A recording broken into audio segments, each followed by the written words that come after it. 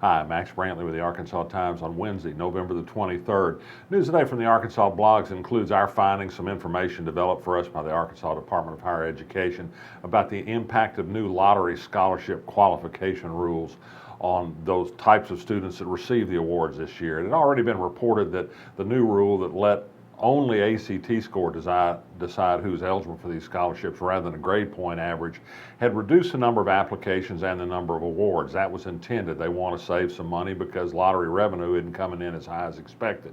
But what I found out is that it had a devastating impact on black students, where applications and awards to overall were down about 10%, and for white students by that amount. There are 40% fewer applications and awards for black students. The other thing that happened in the course of this reliance on ACT scores is that the group of students receiving these awards come from even higher income families before. The average scholarship recipient comes from a family that makes about $87,000 a year. The lottery scholarship more and more is becoming something that is primarily of benefit to higher income white students. Nothing wrong with that or illegal with that. However, those are students that generally speaking are heading to college in the first place.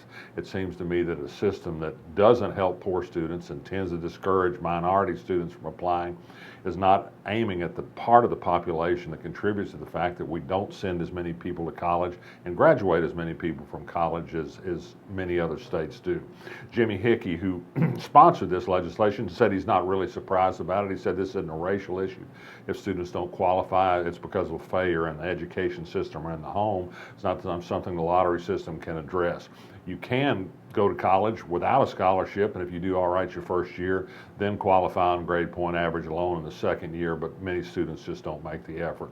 Something we need to look at. He says he has more legislation in mind for the next legislative session that perhaps will provide a little leeway for those types of students. News from state government today. Mark Myers, a longtime Asa Hutchinson man, Republican Party regular, left abruptly as head of the Department of Information Systems. Don't know why just yet, but there's an acting director in charge of that agency. On the national scene, Donald Trump continues to make headlines. He appointed Betsy DeVos, a huge Republican contributor and somebody who's a huge advocate of charter schools and voucher payments for people who take to private schools. She's going to be his education secretary. Charter school advocates are cheering, of course. Mike Huckabee made some news today. He said it would be an insult to Donald Trump supporters if Trump were to appoint Mitt Romney as his Secretary of State. I'll still believe it if I see it, but Huckabee says it would be acceptable only if Romney groveled and made abject apologies for the terrible things he said about Donald Trump. Maybe Donald Trump ought to apologize for some of the things he said about Mitt Romney as well.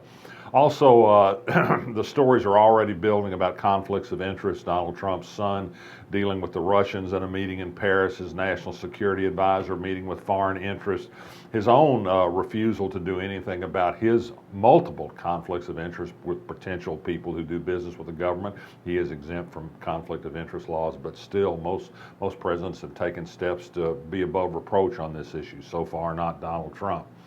Elsewhere around the country, late yesterday came a ruling from a federal court in Texas that seems to have upended the Obama administration's rule that was going to set a much higher level at which people are exempt from qualifying for overtime pay. That was going to double it from around $23,000 to $47,000. Leslie Rutledge, who was among 21 state attorney generals who fought this rule, and Tom Cotton, the senator from Arkansas, both cheered what great news this was for business, never mind the 4 million people that might have gotten a little bit of comfort and extra pay from this rule. They weren't too concerned about them. It's all about business, not about working people.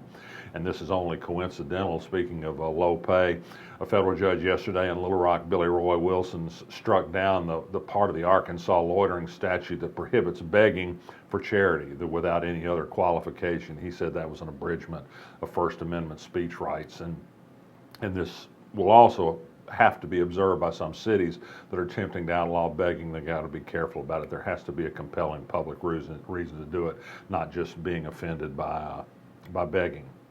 In Little Rock, it's become a violent city. There were 2 homicides yesterday, a man working on an apartment building and a 2-year-old child in a car shot in a drive-by shooting, both dead.